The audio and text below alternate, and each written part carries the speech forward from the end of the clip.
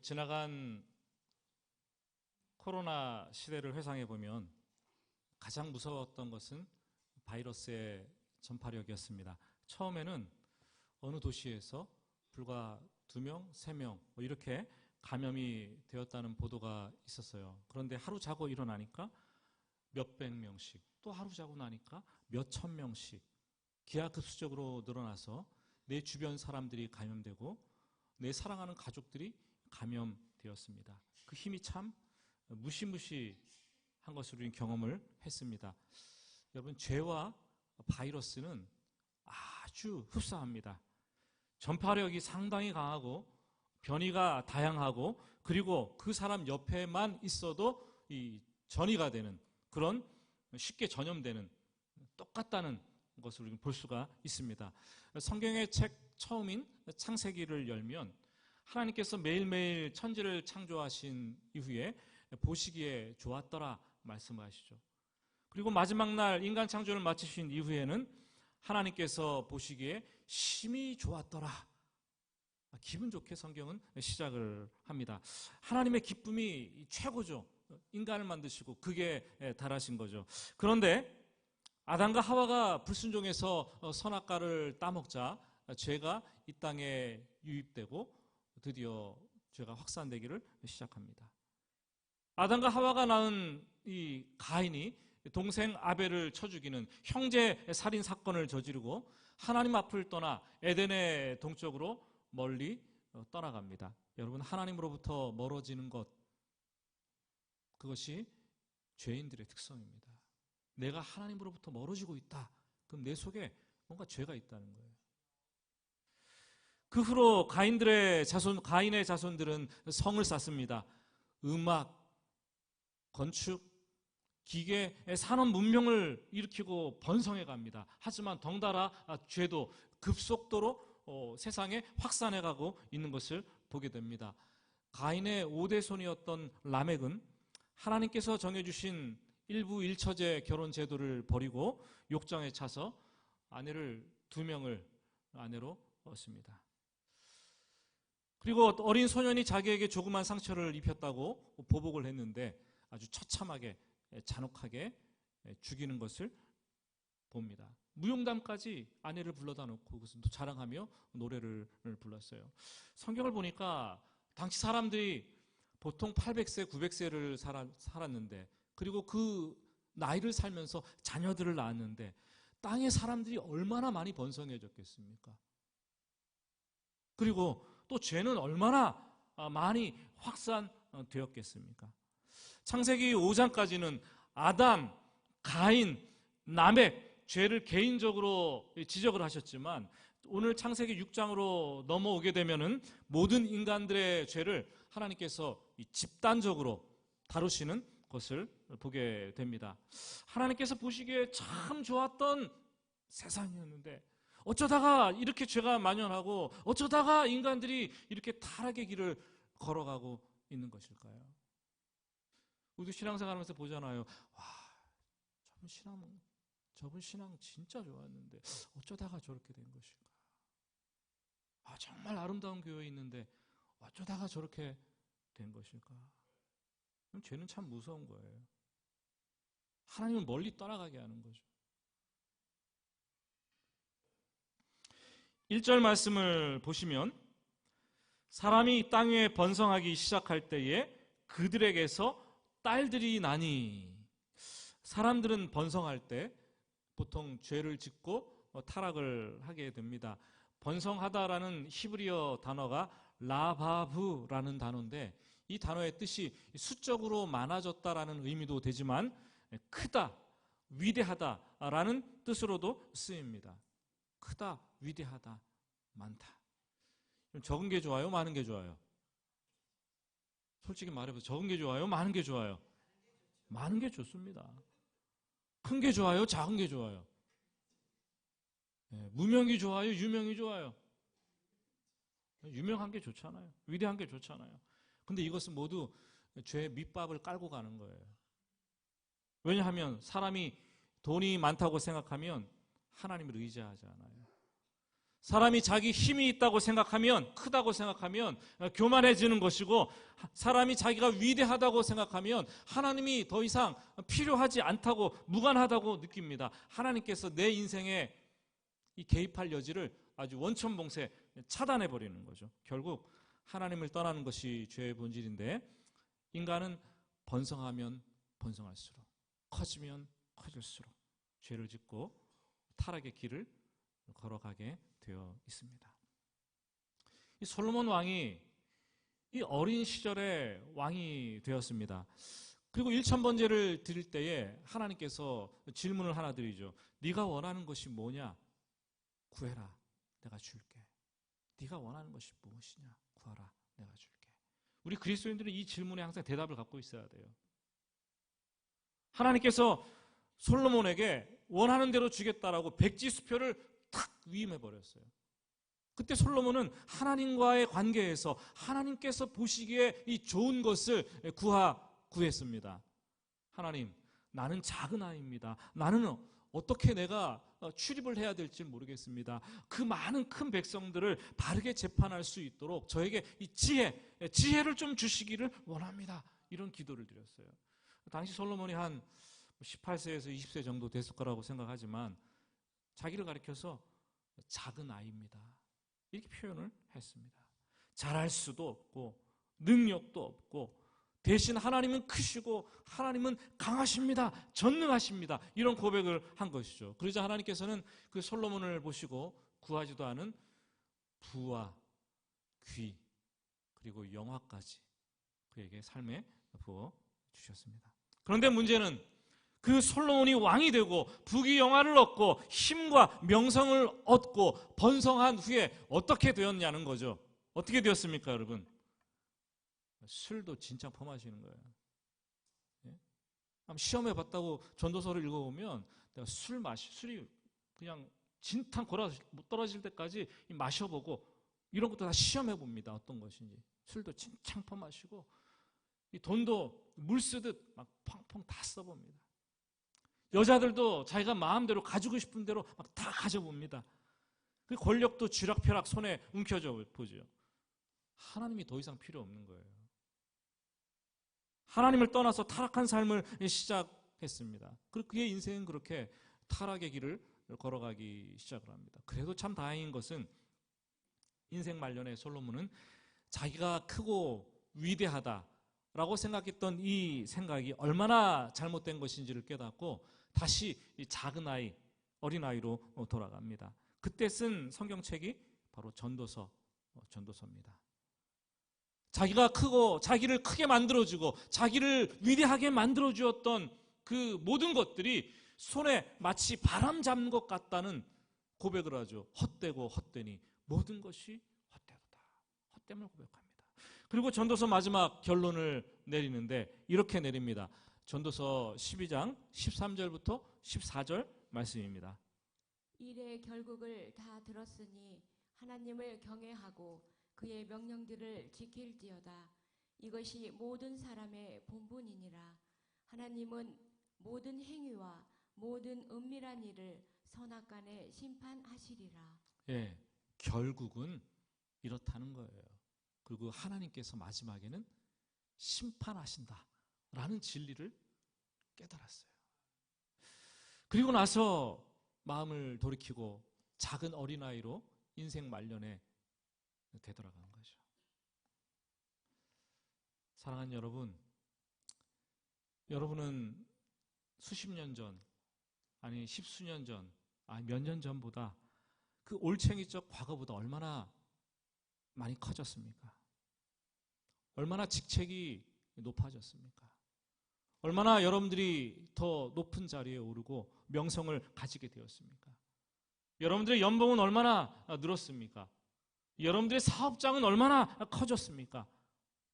감사할 일이죠. 감사해야 됩니다.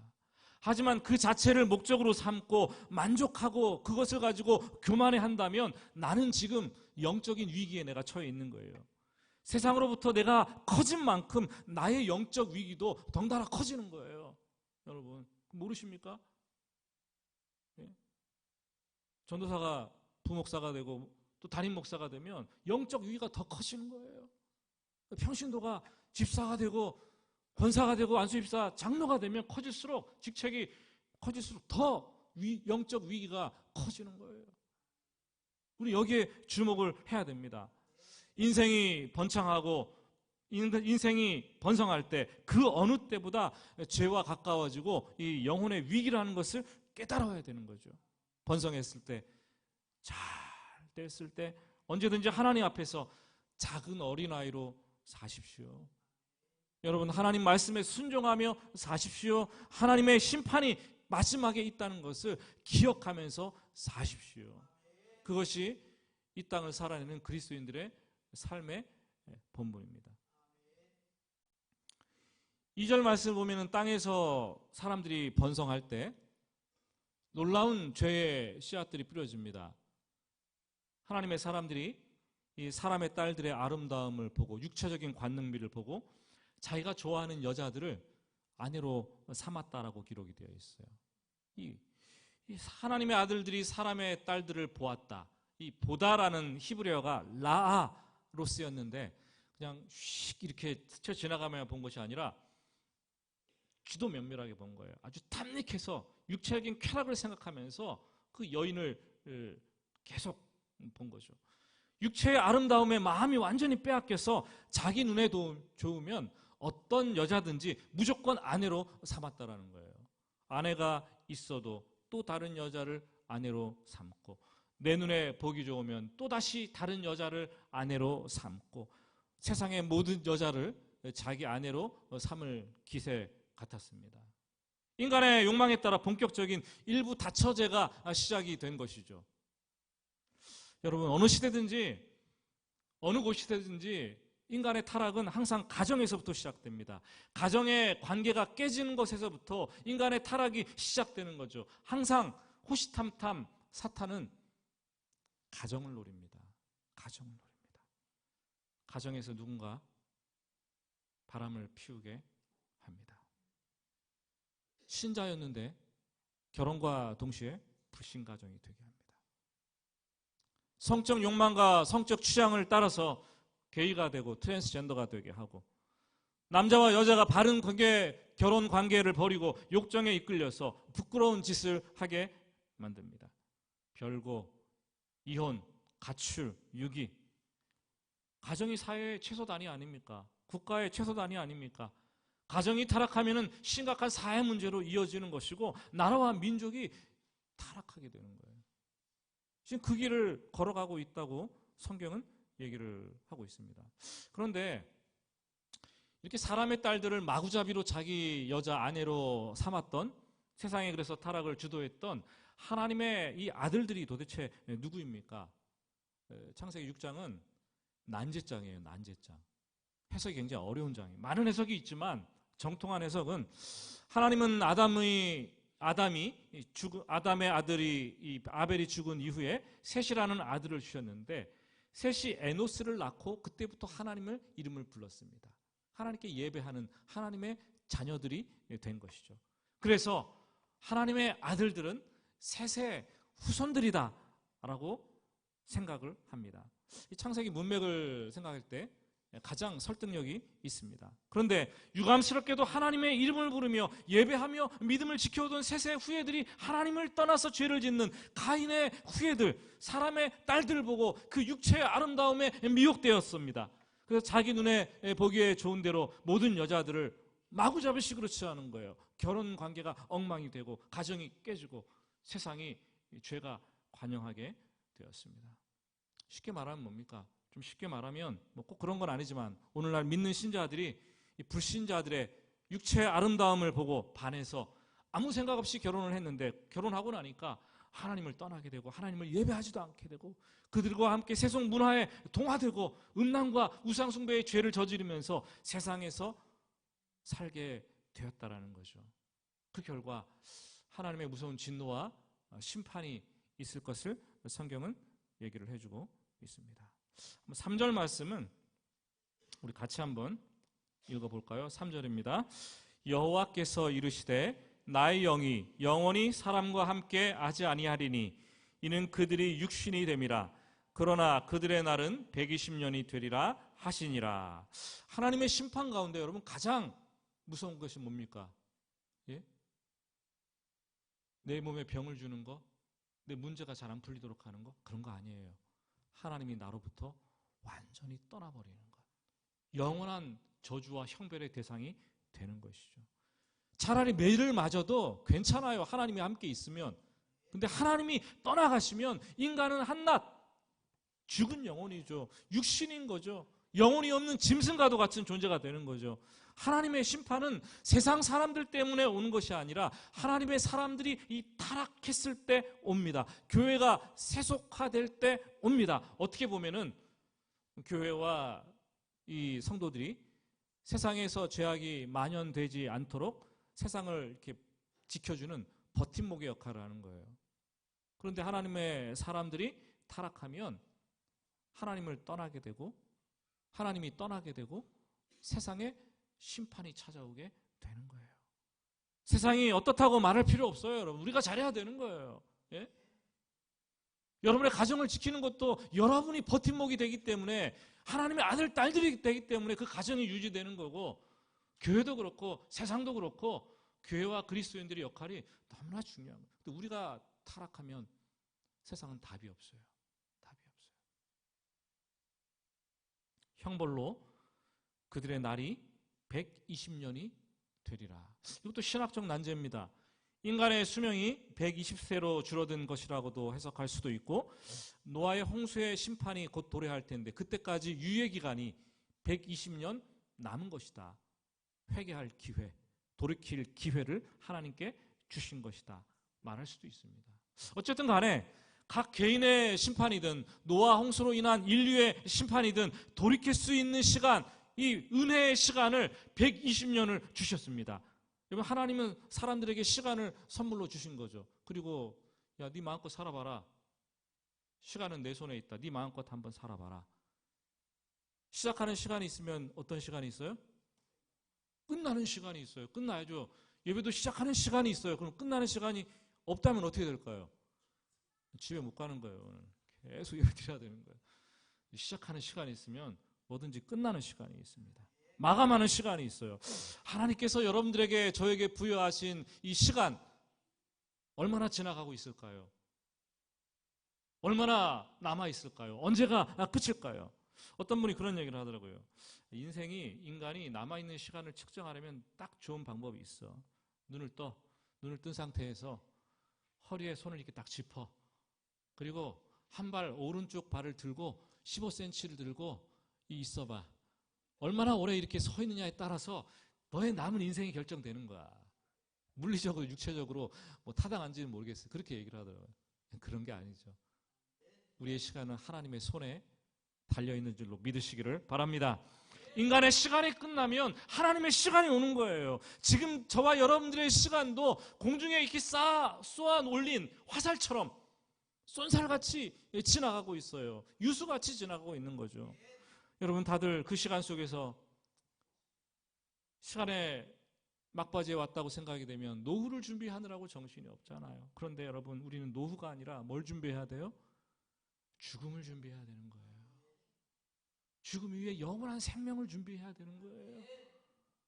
이 땅에서 노후 몇 년이나 살겠습니까? 그거 준비해서.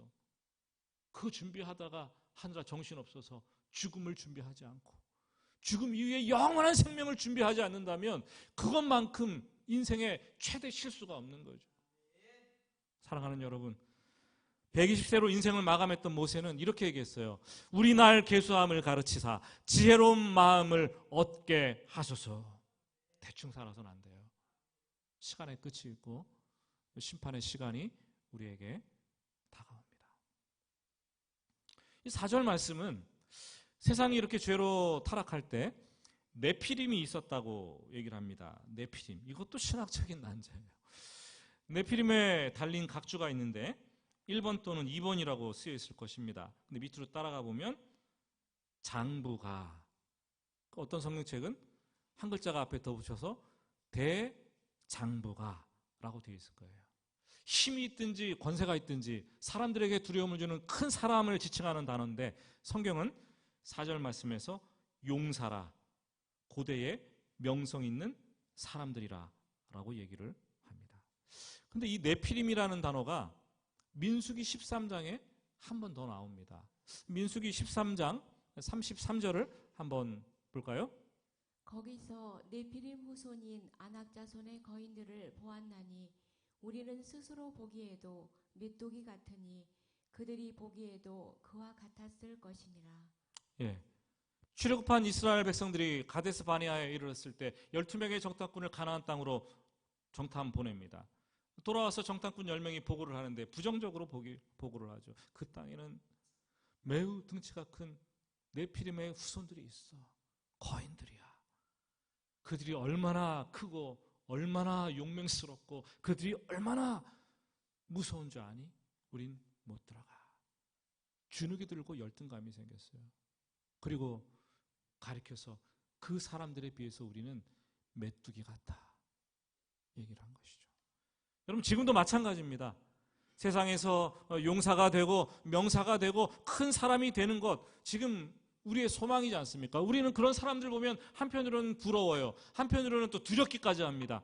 그러면서 꿈을 꾸기를 내 자식들이 우리나라의 이 정치계에서, 경제계에서, 교육계에서, 아니 연예계에서라도 어디서든지 좀 큰 사람이 되면 좋겠다. 돈을 벌고 많이 벌고 학식이 뛰어나든지 명성을 얻고 이름을 날려서 그러면 얼마나 좋겠는가. 그래서 부모로서 자식이 어렸을 때부터 내 자식이 출세하고 성공하도록 성공한 자로 만들기 위해서 남들이 좋다는 학원을 보내줘. 그리고 좋은 대학에 들어가도록 물심양면 애를 쓰죠. 출세해서 이름을 내고 세상에서 남들보다 더 높은 자리에 앉도록 몰아붙이고 잘 살도록 몰아붙입니다. 그게 우리의 삶이 아니었습니까, 여러분? 용사가 되고 명사가 돼야 되고 큰 사람이 돼야 되고. 요즘 참 뉴스를 보면 마음이 어려워요.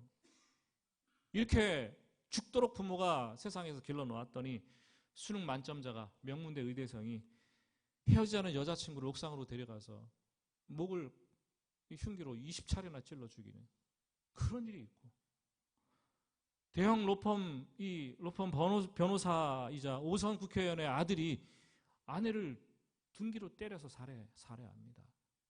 근데 그때 그 아내를 죽이고 제일 먼저 했던 일이 뭔지 아십니까? 아버지에게 전화했다는 거예요. 아버지에게 수습하려고.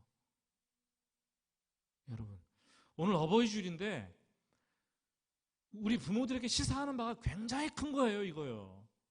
좀 우리가 듣고 깨달아야 됩니다. 부모가 잘못된 가치관을 가지고 잘못 심었더니 가정과 우리 사회가 잘못된 열매를 다 따먹고 있는 거잖아요. 그럼에도 불구하고 우리 조국교회와 우리 그리스도인들은 여기에 미쳐 있어요. 아직까지. 마치 세상에서 용사가 되고 명사가 되고 큰 사람이 되는 것이 하나님의 놀라운 은혜이고 하나님의 축복인 양, 거기에 목을 메고 좀 더 가지고 좀 더 이루고 그것을 위해서, 내 자식들을 위해서 안타까워하며 기도를 해도 맨날 내 자식들 그것을 붙들고 기도를 합니다. 밤낮 눈물을 흘리며 안타까워 기도합니다. 그게 나쁘다는 말이 아니에요. 그런데 거기에 목매지 말라는 거예요. 그게 우리의 인생의 본질이 아니니까요. 이 땅에 살면서 필요한 것이 있고 우리가 추구해야 될 것이 있는데 그걸 분별을 해야 되는 거예요. 필요한 것을 과도하게 추구할 때, 인생의 목표로 삼을 때, 기도의 제목으로 최우선순위에 올려놓을 때 그게 우상이 되는 거예요. 조국교회와 그리스도인들이 그 일을 하고 있어요.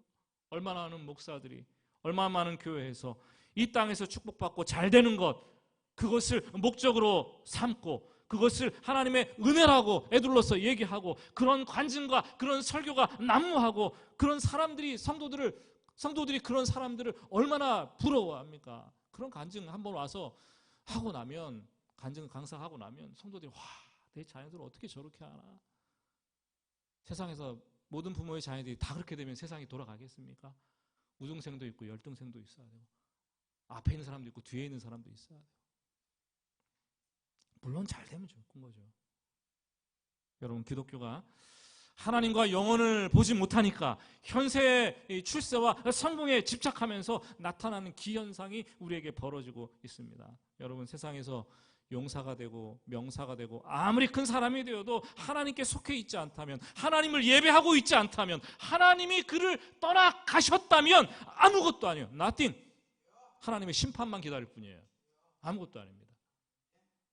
여러분, 하나님께서 그 사람을 보시고 한탄하시고 근심하실 분입니다. 질문을 던질게요. 하나님 없는 네피림이 낫습니까? 하나님 있는 메뚜기가 낫습니까? 어느 게 낫습니까, 여러분? 예? 여기서 결정을 하셔야 돼요. 여기서 답을 제대로 못하면 이미 여러분들의 마음은 신앙을 벗어난 거예요. 메뚜기 같아도 하나님의 손에 붙들린 인생이라면 우리는 존귀한 인생이에요. 그렇지 않으면 우리 모두는 하나님께서 쓸어버리실 심판의 대상이 되는 인생에 불과합니다. 우리가 더 늦기 전에 오늘 어버이 주일을 맞이해 좀 여기 깨달아야 되는 거예요. 깨달아야 되는 거예요. 여러분. 예? 6절 말씀은 하나님께서 세상의 죄에 대해서 심판하시겠다고 말씀하시면서 사람 지으셨음을 한탄하시고 마음에 근심하셨다라고 되어 있습니다. 실제로 하나님께서 근심하시고 한탄하시는 분일까요? 그렇지 않습니다. 인간의 타락으로 인해서 하나님의 이 아파하시는 마음을 인간이 이해하기 쉬운 방식으로 표현을 한 것이죠. 우리는 이것을 신인동형론, 신인동형 표현이라고 얘기를 합니다. 여러분, 사랑이 없으면 근심하지 않아요. 사랑이 없으면 한탄하지 않아요. 사랑이 있기 때문에 하는 거죠. 사랑하기 때문에 내가 그렇게 아픈 거예요. 더 많이 사랑하는 사람이 훨씬 더 많이 아픈 거예요. 부모도 자식을 사랑하기 때문에 이 자식을 보고 그렇게 마음이 아픈 것이 아니겠습니까? 자식이 잘못된 길로 가면 사랑하기 때문에 근심하는 거예요. 사랑하기 때문에 탄식하는 거죠. 여러분, 우리가 받은 구원은 하나님 자신은 아파하시면서 자신을 희생시키면서 우리를 감싸 안으신 사건이죠. 우리가 받은 복음에는 죄인들을 향한 하나님의 한탄과 하나님의 근심이 다 담겨 있습니다. 그리고 하나님의 사랑과 하나님의 아픔과 하나님의 은혜가 그 속에 다 녹아져 있는 거죠. 죄인들을 어떻게 구원할지 한탄하고 근심하시다가 고안해낸 최후의 방법이 예수 그리스도의 십자가였습니다. 아멘. 십자가에 달리신 하나님은 인간의 죄 때문에 아파하시고 신음하시며 절규하시다가 돌아가셨어요. 아들도 아버지도 얼마나 가슴이 아프셨겠습니까? 지금도 하나님은 저와 여러분들 교회와 조국교회와 성도들을 보고 계십니다. 우리가 사는 세상을 보고 계시면서 근심하고 한탄하실 수도 있습니다. 심판을 경고하고 있을 수도 있어요. 그러나 하나님은 우리를 감싸 안으시기를 원하십니다. 그래서 하나님은 지금 아프십니다. 하나님은 근심하십니다. 하나님은 고통 중에 있습니다. 하나님께서 나를 보고 정말 너무 아파가지고 다시 한번 십자가에 죽는 고통을 느끼실 수 있을지도 모르겠습니다. 여러분, 신앙생활은 이런 하나님의 마음을 읽어내는 과정이고 다시 돌이키고 하나님께 돌아오는 여정이에요. 그것을 우리가 잘 해내야 되는 거죠. 말씀을 마치면서 8절 말씀 우리 한번 같이 읽어보겠습니다. 그러나 노아는 여호와께 은혜를 입었더라. 얼마나 감동적입니까? 세상이 아무리 어둡고 타락해도 어느 시대 어느 때나 하나님의 은혜를 입은 사람들이 있다는 것이죠. 저와 여러분의 가정이 그렇게 되기를 예수님의 이름으로 축복합니다. 궁금한 것은 노아가 어떤 은혜를 덧입었는가? 이 창세기 5장 오늘 말씀은 아닙니다. 32절 말씀에 힌트가 있습니다. 한번 창세기 5장 32절을 같이 읽어보겠습니다. 노아는 500세 된 후에 셈과 함과 야벳을 낳았더라. 그러니까 노아가 500세 되기까지 아들이 있었다는 거예요? 없었다는 거예요? 없었다는 거죠. 당시 사람들은 800세, 900세를 살면서 무수히 많은 자녀들을 낳았어요. 근데 노아는 500세 될 때까지 자식을 낳지 못했어요. 뭡니까? 고대 시에는 자식을 낳지 못하면 사람 구실도 못하는 거예요. 자식이 노동력이고 자식이 열매가 되는 거죠. 500세까지 살면서 자식을 못 낳았어요. 완전 실패자의 인생이었어요. 더군다나 당시 사람들은 네피림을 통해서 사람의 딸들을 아름다움을 보고 마구잡이식으로 막 사람의 딸들과 결혼을 했습니다. 그래서 네피림을 통해서 낳은 아들들이 대장부가 되고 거인이 되고 용사가 되고 명사가 되는 거예요. 그런데 노아는 500세까지 자식이 하나도 없는 거예요. 그들을 보면서 얼마나 열등감을 느끼고 주눅들고 고통스럽고 마음이 힘들었겠습니까? 그런데 여기서 끝나면 안 되겠죠. 하나님의 은혜를 어떻게 입었습니까? 다음 주에 볼 구절인데 9절과 10절 말씀, 6장 9절과 10절 말씀을 우리 같이 읽어 보겠습니다. 이것이 노아의 족본이라. 노아는 의인이요 당대의 완전한 자라. 그는 하나님과 동행하였으며 세 아들을 낳았으니 셈과 함과 야벳이라. 노아가 그런 중에서도 하나님 앞에서 완전하게 행했고, 그리고 하나님과 동행하는 삶을 살았습니다. 지난 주일에 많은 사람들이 낳고 살다가 죽었지만 에녹은 하나님과 동행했고 하나님과 동행하며 아들을 낳았다고, 그래서 죽지 않고 하늘로 승천했다고 얘기를 했습니다. 이 하나님과 동행하며 아들을 낳았다는 것은 자식을 낳고 신앙 안에서 믿음대로 하나님의 자녀로 양육했다는 것이라고 말씀을 드렸습니다. 노아도 500세에 세 아들 셈과 함과 야벳을 낳고 믿음으로 양육을 합니다. 여러분, 우리가 부모로서 이 땅을 살아가면서 정말 하나님을 위해서 할 수 있는 일들이 참 많이 있지만 그 중에서 가장 큰 일은 뭡니까? 하나님께서 나를 믿고 하나님께서 내 몸을 통해서 낳게 하시고 태어나게 하시고 나에게 맡겨주신 내 자식들을 내가 하나님과 믿음으로 동행하면서 믿음 안에서 키우는 것, 그것을 하나님은 가장 기뻐하시는 거예요. 그때 하나님의 은혜를 덧입는 거죠. 에녹도 노아도 그렇게 하나님의 은혜를 덧입은 사람들입니다. 여러분, 우리가 세상에서 명사가 아니고 용사가 아니고 큰 사람이 아니고 좀 부족하고 모자라도 괜찮아요. 그러나 그때 하나님의 은혜가 임하고 우리가 하나님과 동행하면서 자식들을 믿음으로 키워낼 때 그 자식들을 통해서 하나님 나라를 새롭게 하는 역사가 펼쳐지는 거예요. 여러분, 이 사실을 믿고 오늘 어버이 주일에 그런 은혜가 여러분들의 가정에 정말 충만하게 임하기를 예수님의 이름으로 축복합니다. 우리 같이 기도하겠습니다.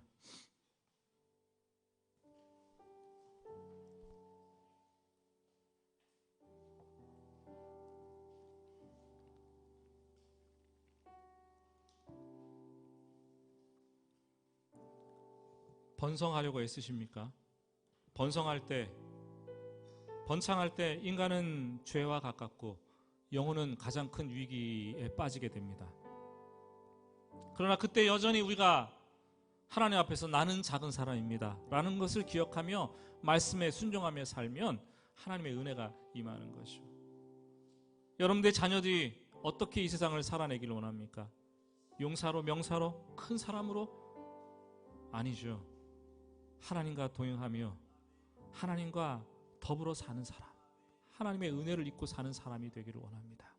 우리가 이 땅에서 시간이 얼마나 남았는지 모르겠습니다. 그러나 그 시간 동안 해야 될 일은 내 자녀들이 하나님의 은혜를 덧입게 하는 그 부모가 되고 떠나가는 거예요. 그래야지 하나님의 은혜가 자식들에게 머무를 것이 아닙니까? 세상에서 좀 부족해도 괜찮습니다. 연약해도 괜찮아요. 가진 것이 없어도 좀 약해도 괜찮아요. 그러나 하나님을 정말 붙들린 자라면 하나님께서 책임져 주시고 하나님께서 그를 통해서 새 일을 열어 가시며 하나님의 사람으로 세워주신다라는 거죠. 사랑하는 여러분, 오늘 기도합시다. 기도할 때 하나님, 나를 통해서 우리 가정을 세워주시고 내 자식들을 은혜롭게 이루어 주시옵소서. 우리 같이 기도합니다. 하나님 아버지, 간절히 기도합니다. 아버지 하나님, 오늘 말씀을 통해서 주어주시는 하나님의 말씀이 얼마나 귀하고 소중한지요. 아버지 하나님, 번성하고 번창할 때 인간은 죄와 가깝고 타락의 길을 아버지 하나님 걸어갈 수밖에 없다는 것을 보았습니다. 아버지 하나님이여, 인간이 번성할 때, 잘 될 때 영혼의 위기 상태에 빠진다는 것을 보았습니다. 하나님, 그러나 내가 초심을 잃지 않고 어린아이라는 것을 항상 고백할 수 있도록 하나님 도와주시기를 간절히 원합니다. 우리 자식들을 세상에서 성공한 자로, 출세한 자로 아버지 하나님이여 그렇게 세상 사람들처럼 길러내려고 했어. 아버지 하나님이여, 이렇게 몰입하는 것이 아니라 하나님의 사람으로 아버지 하나님이여 하나님께 붙들린 자로 아버지 하나님 양육할 수 있도록 하나님 도와주시기를 간절히 원합니다. 하나님과 동행하는 자가 되어서 아버지 하나님 말씀 따라 자녀들을 양육하고 그들을 키워내는 것이 하나님 보시기에 가장 값진 일이고 하나님의 은혜를 터니게 하는 것이 아니겠습니까? 하나님, 내 자식들 지금 어떤 상황과 형편에 처해 있습니까? 하나님, 그들을 불쌍히 여겨주시고 긍휼히 여겨주시고 내 남은 시간이 얼마입니까? 그 기간 동안 내가 하나님의 맡겨주신 선물로 주신 그 자식들을 하나님의 사람으로 바로 세워갈 수 있도록 하나님 인도해 주시기를 간절히 원합니다. 주여, 원합니다. 우리의 연약함과 우리의 부족함을 보시고 그러나 그것을 하나님의 강함으로 삼으시며 하나님의 나라의 일꾼으로 세워가시는 하나님 되심을 고백합니다. 하나님, 우리 자녀들이 하나님의 사람이 되게 하여 주시옵소서. 세상에서 아무리 훌륭하고 뛰어나도 하나님을 예배하지 않는 자라면, 하나님을 모르는 자라면, 하나님이 없는 자라면 심판이 기다리고 있다는 것밖에 우리는 알 수 없습니다. 하나님 아버지, 불쌍히 여겨주시옵소서. 우리 가정의 은혜를 얻게 하여 주시고 우리가 어버이 된 우리가 아버지에 맡겨주신 자식들을 하나님의 사랑으로 하나님을 양육할 수 있도록 하나님 도와주시기를 간절히 원합니다. 주여, 주여, 우리에게 힘을 주시옵소서. 우리에게 믿음의 길을 걸어갈 수 있는 용기를 다하여 주시기를 간절히 원합니다. 주님,